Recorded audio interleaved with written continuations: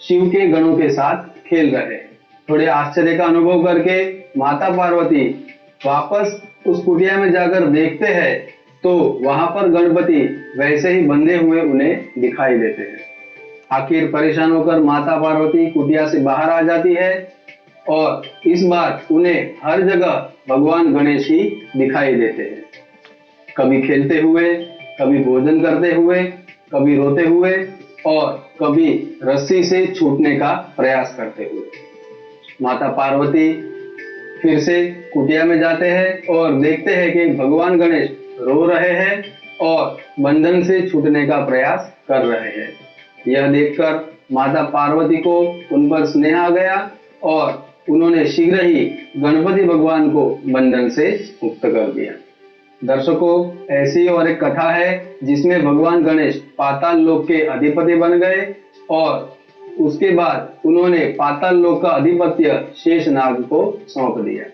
मित्रों, एक बार गणपति भगवान महर्षि पाराशर के आश्रम में ऋषि मुनियों के पुत्रों के साथ खेल रहे थे।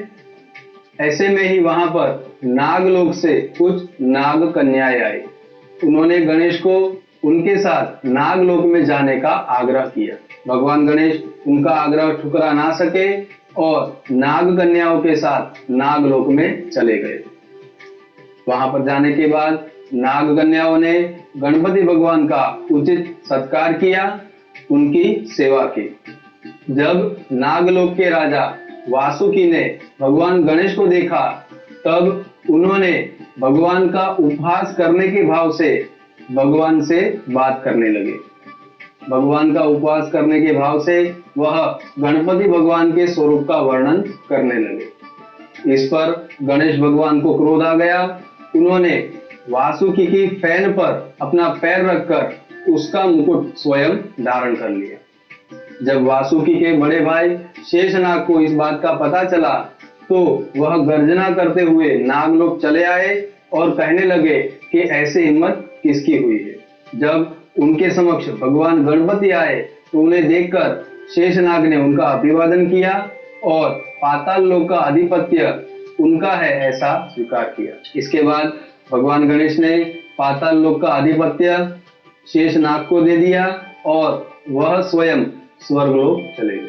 दर्शकों, आइए और एक कथा है जिसमें भगवान गणेश के आयुधों के बारे में कहा गया है। इस कथा को हम जानते हैं। एक बार महादेव अपनी पत्नी और पुत्रों के साथ कैलाश छोड़कर वन में रहने लगे। उस दरमियान विश्वकर्मा भगवान गणपति से मिलने वहां पर आए। उनके आने पर गणपति भगवान ने उन्हें स्नेह से कहा कि आप मुझसे मिलने तो आए हैं, लेकिन मेरे लिए कुछ उपहार लाए हैं या ऐसे ही आप आए हो? तब विश्वकर्मा उन्हें स्तुति करते हुए कहते हैं कि प्रभु, आप तो स्वयं रिद्धि सिद्धि के स्वामी हो, लक्ष्य लाभ के पिता हो और सच्चिदानंद स्वरूप हो। मैं भला आपको क्या दे सकता हूँ? ऐसा कहकर विश्वकर्मा भगवान ने अपने हाथों से बनाए हुए पाश, अंकुश और पद्म गणपति भगवान के चरणों में अर्पण कर दिए। तब से गणेश भगवान ने पद्म, पाश और अंकुश के शस्त्र धारण किए हैं। दर्शकों, इस समय भगवान गणेश की आयु मात्र 6 साल की थी। विश्वकर्मा से यह आयु प्राप्त करने के बाद उन्होंने सबसे पहले 6 वर्ष की आयु में ही खेलते खेलते वृकासुर नाम के राक्षस का नाश किया था। दर्शकों, आइए और एक कथा सुनते हैं जिसमें भगवान गणेश के एक दंत नाम का तात्पर्य हमें मिलता है। दर्शकों, ब्रह्म वैवर्त पुराण के अनुसार परशुराम विष्णु भगवान के अवतार थे और स्वयं महादेव के शिष्य थे। जिस फरसे से या फिर जिस परशु से उन्होंने कई बार क्षत्रियों का संहार किया, वह परशु उन्हें स्वयं महादेव ने प्रदान किया था। कई बार क्षत्रियों को युद्ध में हराने के बाद एक बार परशुराम शिव के दर्शन के लिए कैलाश लोक आए। उस समय महादेव निद्रा में थे, शयन कर रहे थे और स्वयं भगवान गणपति वहां पर पहरा दे रहे थे। परशुराम बिना अनुमति के, बिना आज्ञा के शिव से मिलने अंदर जाने लगे। तब भगवान गणेश ने उन्हें रोका और अंदर जाने की अनुमति नहीं दी। भगवान परशुराम को क्रोध बहुत जल्दी आ जाता था। अनुमति ना मिलने पर और रोके जाने पर वह बहुत क्रोधित हो गए। इस कारण गणपति भगवान और परशुराम के बीच बहुत बड़ा झगड़ा होने लगा। बात यहाँ तक पहुंच गई कि परशुराम ने भगवान गणेश को धक्का दे दिया और गजानन गणपति भगवान गिर पड़े। इस पर गणेश भगवान को भी बहुत क्रोध आ गया, लेकिन उन्होंने मन में विचार किया, यह स्वयं भगवान विष्णु के अवतार है और ब्राह्मण है, इसलिए भगवान गणेश उन पर किसी भी प्रकार का प्रहार नहीं करना चाहते थे। भगवान गणेश ने परशुराम को, जो विशालकाय महाकाय बड़े कद और काठी के थे, उसे अपनी सूंड में पकड़कर चारों ओर घुमाने लगे। सभी दिशाओं में गोल गोल घुमाते समय भगवान गणेश ने परशुराम को अपने कृष्ण रूप के दर्शन भी करवाए।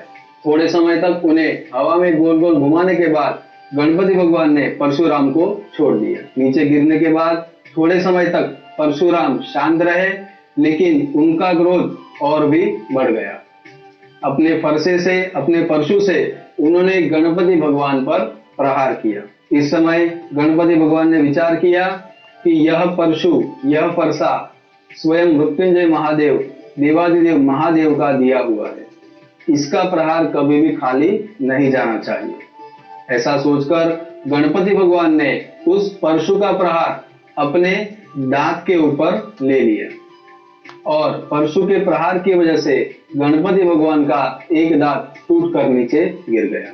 इस कारण इस प्रसंग के बाद गणपति भगवान का एक नाम एक दंत पड़ गया। दर्शकों, इस तरह गणपति भगवान बुद्धि और विवेक के देव है, यह साबित हो जाता है। यदि गणेश भगवान चाहते तो उसी समय परशुराम का संहार कर सकते। दर्शकों, आइए और एक कथा जानते हैं जो ब्रह्म वैवर्त पुराण में कही गई है। इस कथा में भगवान गणेश को हाथी का मस्तक लगाया गया है, उसके बारे में थोड़ी अलग सी कथा ही मिलती है। इस कथा को सुनने से पहले भगवान शनि के बारे में कुछ बातें जानना आवश्यक है। अपने स्वरूप की वजह से जब भगवान सूर्य ने अपने ही पुत्र शनिदेव का तिरस्कार किया, तब विरक्त होकर शनिदेव शिव के तप में लीन हो गए। कई सालों तक तप करने के बाद महादेव प्रसन्न हुए और उन्हें सभी ग्रहों में सबसे ज्यादा प्रभावशाली बनने का वरदान प्राप्त हुआ। इसके बाद शनिदेव शिव के भक्त बन गए और वह हमेशा शिव के ध्यान में मग्न और लीन रहते थे। एक बार शनिदेव की पत्नी ऋतुकाल से निवृत्त होकर जब शनिदेव के पास आई, तब शनि शिव के ध्यान में लीन थे और उन्होंने अपनी पत्नी के सामने देखा भी नहीं। इसे अपना अपमान समझकर शनि की पत्नी ने शनि को श्राप दे दिया कि तुम जिसकी समक्ष देखोगे, तुम जिसको भी देखोगे, उसका विनाश हो जाएगा। आइए अब जानते हैं गणेश भगवान की कथा के बारे में। एक बार शनिदेव महादेव के दर्शन के लिए स्वर्ग लोक में जाते। महादेव उस समय तप में लीन थे, मग्न थे, इसलिए शनिदेव पार्वती के समक्ष जाते हैं और उनसे बातचीत करने लगते हैं।